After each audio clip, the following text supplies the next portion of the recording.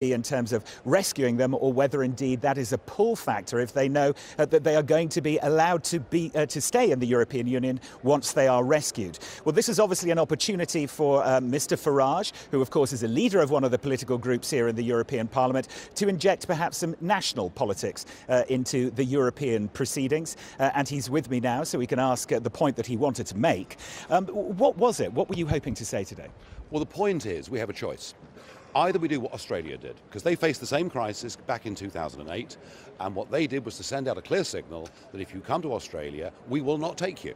And if you were to be processed for asylum, it's done somewhere else. Or whether we go down the other route, which is we accept people and we process asylum applications. I listened to the Commission President today.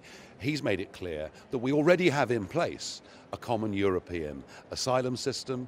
What today's debate and what today's subsequent vote is about is to hurry this along. And they want to do it on the basis of burden sharing. And that means however many tens of thousands or hundreds of thousands or ultimately perhaps over years millions come into Europe, they'll be shared out amongst the rest of the European Union. Now the British government of course will always say, but we will be able to opt ourselves out of bits of this. But actually, if the Italians were to give people EU passports, then every one of these people could come to Britain. And what I'm saying is this. I'm saying, firstly, 77% of British people think immigration is too high into Britain already. But secondly, and more importantly, it is pretty clear, as ISIS have told us, they've told us they will flood our continent with Islamic extremists. And that is something that is wholly and totally and utterly unacceptable. And I want to see David Cameron and Ed Miliband say to us that we are going to withdraw from any form of European common asylum policy. The leader of the Liberal group said that you're inventing scare stories, that you're not interested in the truth, you're only interested in getting elected. What would you say to that? Yes, I mean, she said that my comments were despicable and that actually there'd be no Islamic extremists that would come to our countries, that was a pure fantasy. Well, we have UK security chiefs that have warned us that if we accept migrants from that part of the world, there is absolutely no guarantee that we won't get, Islamic extremists. So our own security services are warning us of this, and frankly, I thought it was a very weak argument that she put. It doesn't work. This is insensitive, though, isn't it? There are hundreds of people dying in the Mediterranean, and you're using it to make a political point now.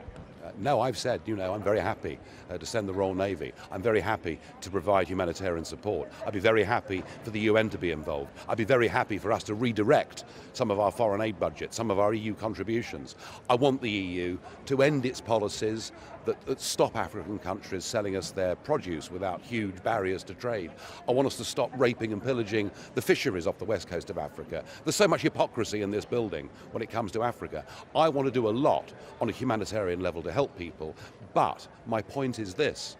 The European continent and the United Kingdom just cannot accept countless millions of people. And the problem is that the common European asylum policy, the definitions of who would qualify are so wide.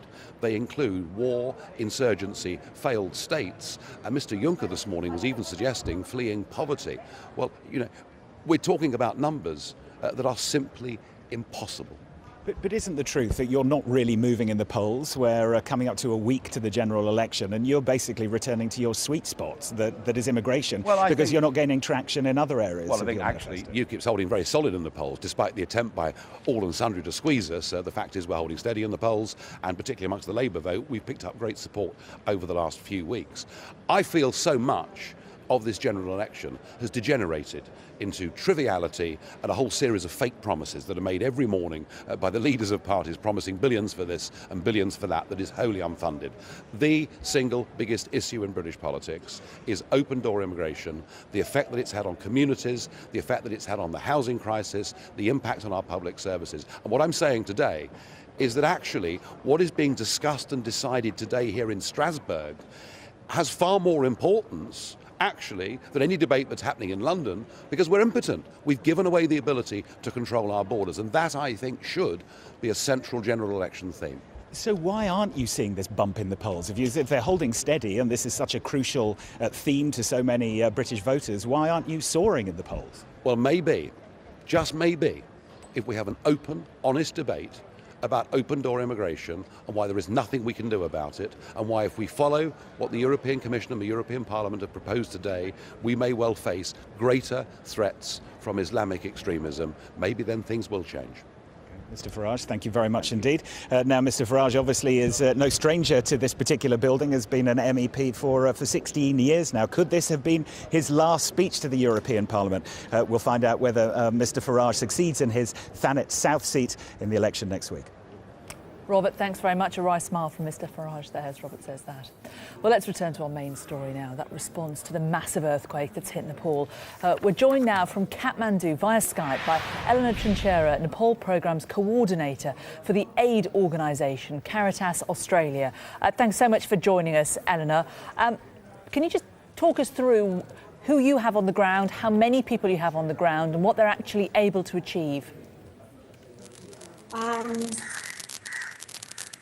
Good afternoon. I'm the program coordinator for Caritas Australia for Bangladesh and Nepal, and I'm working through Caritas Nepal, which is a member agency of the Caritas International.